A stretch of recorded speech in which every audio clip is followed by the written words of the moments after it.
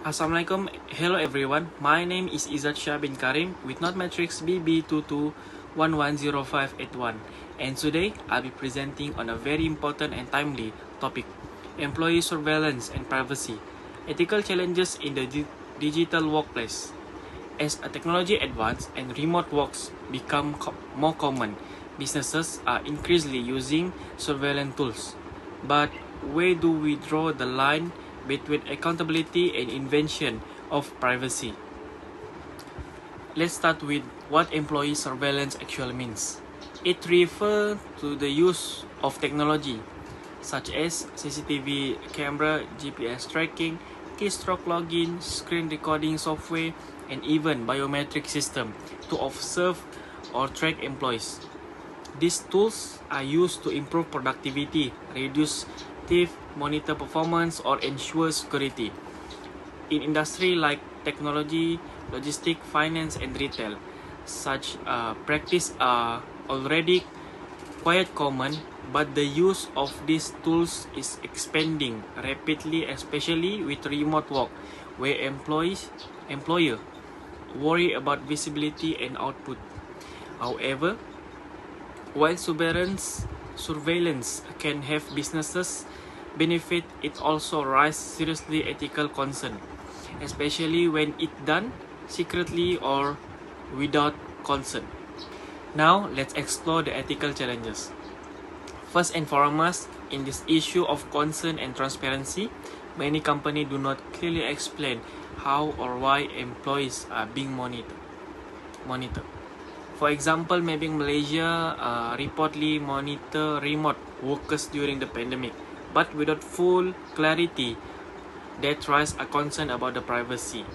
In the Great Malaysia, a driver have complained that GPS-based monitoring lead to penalty that they don't full understand, highlighting how algorithm can be biased and unfair. Excessive surveillance can damage moral, reduce trust, and create a culture of fear, redundant motivation because of this. To evaluate this practice, let's look at some ethical theory. The first one is utilitarianism, which asks whether an action produces the most good for most people. Surveillance might improve efficiency and reduce theft, which is beneficial, but if it causes stress, harm, and mental health for a large group of employees, then the harm may outweigh of the benefit. Second, deontology is about the moral duty to treat people as ends in themselves, not just tools. From this view, secretly monitoring employees without consent is unethical, even if it improves performance. Last but not least, virtue ethics. Look at character and intention. Ethical organizations act with honesty and fairness. They don't hide surveillance. Instead, they are transparent, involve employee in decision, and use monitoring to support, not control, their team. Personally, I believe the technology should serve people, not control them. Yes, monitoring can help safety and accountability, but it must be done with respect and clear boundaries. If I were in a leadership role, I would always explain to employee why monitoring is necessary, ask for their permission, and make sure the data is used only for specific work-related purpose. For example, if productivity software is being used for a remote team, employees should know exactly what is being tracked and that their private time and personal space will not be affected. So how we can use surveillance ethically?